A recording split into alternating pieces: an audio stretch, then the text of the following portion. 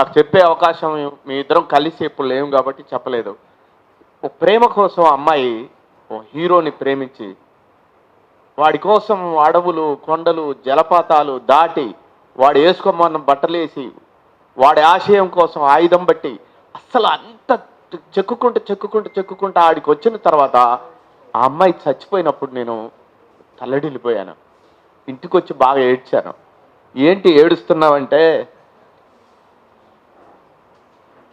ప్రేమ గెలుస్తుంది అనుకుంటే చివరికి దర్శకుడు అక్కడికి తీసుకుపోయి విప్లవాన్ని గెలిపించాడు, కానీ ప్రేమ చచ్చిపోయింది అక్కడ, నేను తట్టుకోలేకపోయాను అని చెప్పాను. ఆ అమ్మాయి బతుకుంటే అసలు ఆ పాత్రలో నేనుంటే ఏం చేసేవాడిని, విప్లవాన్ని వదిలేసేవాడిని, అమ్మాయి కోసం నిలబడేవాడిని. అంటే ప్రేమ అనంతమైంది కదా. ఎన్ని ప్రేమ కోసం ఎన్ని ఉత్తరాలు రాసామో చిన్నప్పుడు. మీరు బాగా గుర్తుపెట్టుకోండి, ప్రేమ లేఖలు రాయలేని వాడు పరీక్షలో పాసుగాడు, వాడు పరీక్ష కూడా రాయలేడు. అయితే అవతలి అమ్మాయిని ఇంప్రెస్ చేయాలంటే ఎంత అద్భుతమైన పోయిటరీ ఉండాలి, ఎంత అద్భుతమైన అక్షరాలు ఉండాలి, ఎంత అద్భుతంగా మనం ప్రేమలేఖ రాయాలి, రాస్తే అమ్మాయి ఎంత ఇష్టపడాలి. అంత అద్భుతమైన ప్రేమలేఖ రాసిన వాడు మాత్రమే పరీక్షలో అద్భుతమైన రైటింగ్ రాయగలుగుతాడు. అంతెందుకు పార్టీ ప్రణాళికను కూడా రాయలేడు ప్రేమలేఖ రాయలేని వాడు కదా. కాబట్టి ప్రేమ చాలా అనంతమైంది. ప్రేమలో చిన్నప్పటి నుంచి కొట్టుకుంటూ ఎన్ని బాధలు ఎన్ని ఇబ్బందులు పడ్డామో. నిజంగా మీరు గమనిస్తే వేడికి కరగని లోహం ఉంటుంది, కానీ ప్రేమకు కరగని హృదయం ఉంటుందా? ఎక్కడ ఉండదు. ప్రేమ అవతలి వాళ్ళని గెలవాలంటే ప్రేమ తప్ప ఇంకో ఆయుధం లేదు, ఇంకో సాధనం లేదు. అసలు ప్రేమతోటి మాత్రమే మనం గెలవగలుగుతాం. మా పిల్లలు అప్పుడప్పుడు అంటూ ఉంటారు, పెళ్లి సంబంధాలు ఇట్లాంటివి వచ్చినప్పుడు, నేను పెళ్లి సంబంధాలు చూడను. అసలు ప్రేమించలేని వాడికి పెళ్లి ఎందుకు చేయాలి? వాడి అమ్మాయిని వాడు ప్రేమించాలి కదా.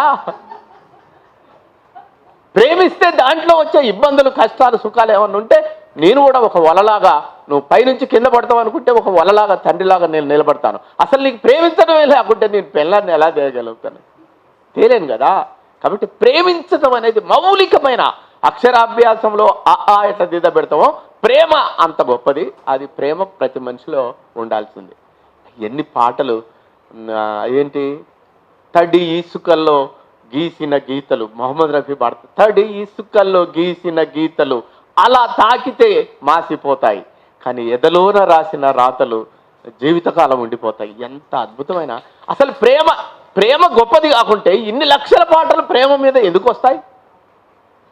ఎంత గొప్పదైతే ఈ ప్రేమ కావాలి. అసలు రమ్మంటే చాలు కానీ చెలియా రాజ్యాలే విడిచిరానా, నీ చిరునవ్వు కోసం స్వర్గాన్నే దిగిరాలా. అసలు నేను ఒక్కొక్కపాలి భౌతికవాదిని అనుకుంటారు నాస్తికు రమేష్ గిట్ట, మన రాకేష్ గిట్ట. నేను ఒక్కొక్కపాలి ప్రేమలో పడ్డ తర్వాత భావవాదంలో కూడా వెళ్ళిపోతాను. ఎందుకోనమ్మా బ్రహ్మకు నీ మీద ప్రేమ, ఎన్నెన్నో అందాలతో నిన్ను చెక్కినాడమ్మా, మన్నుతోనే చేసినాడంటే నమ్మలేనమ్మా, మదనుడైపోయాడమ్మా చేసిన బ్రహ్మ. వాడు అద్భుతంగా తయారు చేసిన తర్వాత వాడు కూడా ప్రేమలో పడిపోయాడు. అసలు అట్లా రాసుకుంటా నీడలా నీ వెంట ఉన్నా చాలునోయమ్మా, నిచ్చెనోలే నిలుచుంట పాదాలు పెట్టిపోమ్మా. అసలు ఎంత ప్రేమ కోసం, ప్రేమ నువ్వు నేను అల్లుకున్న బంధం, ప్రేమ నీకై నాకై కట్టుకున్న భవనం, ప్రేమ ఇద్దరం ఒకటై ఎంచుకున్న మార్గం, ప్రేమ హద్దులు దాటక అందుకున్న స్వర్గం, ప్రేమ ఎదురు చూపులు, ప్రేమ కలవరింతలు, ప్రేమ నిండు గుండెలు, ప్రేమ పండు వెన్నెలలు, ప్రేమ సమస్త జీవన సౌందర్యాలు, ప్రేమ కంటి చూపులతో కలిసిపోవు నేస్తం, ప్రేమ జంట గువ్వలై ఎగిరిపోయే దృశ్యం, ప్రేమ చంటి పాపలై ఆడుకునే తత్వం, ప్రేమ ఇంటి దీపమై వెలుగుతుండు నిత్యం. ప్రేమ ప్రేమ అనురాగాలు, ప్రేమ ఆప్యాయతలు, ప్రేమ అలకపాన్పులు, ప్రేమ చిలక పలుకులు, ప్రేమ ప్రకృతి మీటిన నయగారాలు. ప్రేమ ఎంతైనా కావ్యం ఎంత పెద్దదో ఇది. ఇలా ప్రేమ కోసం తప్పించి ఉండేవాళ్ళం. మా మిస్సెస్ నేను ఇన్ని పాటలు రాస్తా ఉంటే ఇంట్లోకి వచ్చిన తర్వాత ఒక పని చేస్తుంటే ఇట్లా చూపెడితే తలుక్కున అసలు బాధపడిపోయాను. బాధపడి పొద్దున లేసినావు మంగమ్మ, నువ్వు పొయ్యి రాజబెట్టినావు మంగమ్మ, నువ్వు పొయ్యి రాజబెట్టినావు మంగమ్మ, బువ్వ వండి కూర వండి పొద్దుటేలా సద్ది గట్టి, మల్లెలోలే బట్టాలుతికి పొల్లాగాన్ల ఒళ్ళు గడిగి, చాకీరంతా చేసి మంగమ్మ, నీ చేతి గీతలరుగునమ్మా మంగమ్మ, గడియారంలో ముల్లులాగా మంగమ్మ, నీకు గడియ పురుసతి లేదు మంగమ్మ. అసలు ప్రేమ లేకుండా ఎలా బతుకుతాం అసలు మనం? ఒక్క క్షణము తన మాట వినకుండా, తను లేకుండా, ఇప్పుడు నేను ఇక్కడ ఉన్నానంటే ఇప్పుడు ఫోన్ వస్తుంది కాసేపట్లో, మరి అన్నానికి వస్తావా, తిన్నావా, మన కోసం ఎన్ని ఆశలు పెట్టుకొని ఉంటారు. వాళ్ళ కోసం అసలు ఎక్కడో పుట్టిన తుమ్మెద నా ఇంటి పుష్పం మీద వచ్చి వాళ్తుందంటే ఆ ఇద్దరి మధ్య ఎంత ప్రేమ ఉంటే రావాలి. ప్రకృతి ప్రేమ, ఒక మనుషుల్ని తయారు చేయటమే ప్రకృతి సిద్ధాంతం అయితే అందరినీ తయారు చేసి అట్లా పడేయచ్చు కదా ఒకే రకంగా. ఆడవాళ్ళకు ఒక శరీరం, మనకో శరీరం, వాళ్ళకో పద్ధతులు, మనకో పద్ధతులు, వాళ్ళు లేకుండా మనం ఉండలేము, మనం లేకుండా వాళ్ళు ఉండలేము. ఈ అటాచ్మెంట్ ప్రకృతిలో, ఈ అటాచ్మెంట్ ఎంత గొప్పగా ఉంటుంది చూడండి. అసలు ఇద్దరు కలవకుండా ఈ ప్రకృతి ఉందా? అసలు లేదు. కాబట్టి ఈ ప్రకృతిలో ప్రేమతత్వం అనేది ఎక్కడో ఉన్న సూర్యుడి చుట్టూ భూమి గ్రహాలన్నీ మనల్ని అందరినీ ఎంటబెట్టుకొని భూతల్లి సూర్యుడి చుట్టూ తిరుగుతుందంటే వాళ్ళిద్దరి మధ్య ప్రేమ లేకుండా జరుగుద్దా ఇది? కాబట్టి ఈ విశ్వం మొత్తం కూడా ప్రేమతత్వంతో నడుస్తుంది. మనం అందరం కూడా ప్రేమటి హృదయాలు కలిగి ఉండాలి. అయితే ఇప్పుడు ప్లాస్టిక్ వచ్చిన తర్వాత ప్రేమ తగ్గిపోతుంది. అంత ప్లాస్టిక్ మాటలు, మనిషి కూడా ప్లాస్టిక్ అయిపోయాడు. ప్లాస్టిక్ స్వభావం ఏంటి? Use and throw. అవతలి వాడు అవకాశం ఉంటే ఉపయోగించుకో, తర్వాత వదిలేయి. ఇప్పుడు ప్రేమ కూడా ఏంటి? అవతలి వాళ్ళని 4 మాటలు చెప్పి ఉపయోగించుకోవడం, తర్వాత వదిలేయటం. ఇది నన్ను బాగా బాధిస్తున్న సమస్య. కానీ తద్వారా ఏమైంది? ప్లాస్టిక్ మనిషి అయిన తర్వాత మీరు బాగా గమనించారా? ప్లాస్టిక్ వ్యవస్థ ఎప్పుడైతే వచ్చిందో, ప్లాస్టిక్ మనిషి ఎలా తయారయ్యిండో, వాడు ఎవరిని ప్రేమించట్లేదు, వాడిని ఎవరు ప్రేమించట్లేదు. 40 సంవత్సరాలు వచ్చినా పెళ్లి కావట్లేదు ఇప్పుడు. అంటే స్వచ్ఛమైన హృదయం నీకుంటే చాలా మంది ప్రేమిస్తారు. నువ్వు ప్లాస్టిక్ మనిషి అయిన తర్వాత అవతల వాళ్ళు ఎందుకు ప్రేమిస్తారు? కాబట్టి 40 సంవత్సరాలు పెళ్లి కాకుండా ఉండటానికి ఒక ప్రధానమైన కారణం. 40 సంవత్సరాల తర్వాత పెళ్ళైన తర్వాత కూడా ఇప్పుడు చెప్తున్నా నేను, ఆ సెక్సువల్ ఎమోషన్స్ కూడా ఈరోజు మనుషులలో తగ్గిపోతున్నాయి. తద్వారా పిల్లలు పుట్టడం తగ్గిపోయింది. ఇంకొంతకాలం అయితే ఈ రోగాలు, నొప్పులు, ఈ ప్లాస్టిక్ మనిషి, పెళ్లి చేసుకోకపోవటం, సెక్సువల్ సంబంధాలు కనీసం లేకపోవటం వల్ల రేపు భవిష్యత్తులో మానవ జాతి అంతరించే ప్రమాదం కూడా ఉన్నది. ఇవాళ మనం గీసుకున్న గీతలు మొత్తం కూడా దెబ్బతింటున్నాయి. బ్రాహ్మణులు చాలా మంది నన్ను అడుగుతూ ఉంటారు, నాకు ఎవరు పిల్లలు ఇవ్వట్లేదండి, మరి ఏం చేస్తావయ్యా, ఏం చేస్తావు అంటే ప్రేమించవని చెప్పాను. తల్లిదండ్రులు కూడా ఎంత గొప్ప వాళ్ళంటే, ఒక అమ్మాయిని ప్రేమించాడు అబ్బాయి. ప్రేమించిన తర్వాత ఇంటికి తీసుకుపోతే వాళ్ళ కులపోళ్ళు ఒప్పుకోలేదు. అప్పుడు తండ్రి చెప్పాడు, ఒప్పుకోర్రా వీళ్ళందరూ, నాకు కూడా తెలుసు, మరి నీకు బయట నీ కులంలో పిల్లని ఇవ్వట్లేదు ఎవడు, నీ కులంలో పిల్ల దొరకట్లేదు, ఏదో పిల్లని తెచ్చుకోమని నేనే అన్నాను కదా, తెచ్చుకున్నావు సంతోషం, కుల తప్పేంటుందో కట్టేస్తా, నువ్వు అమ్మాయిని ఇంటికి తెచ్చుకో, నేను పెళ్లి చేస్తా అని తండ్రి అట్లా పెళ్లి చేశాడు. మొదటి సంబంధం అలానే చేశాడు, రెండో సంబంధం అలానే చేశాడు. చాలా మంది పిల్లలు ఇవాళ సంబంధాలు దొరకక చాలా ఇబ్బందులు పడుతున్నారు.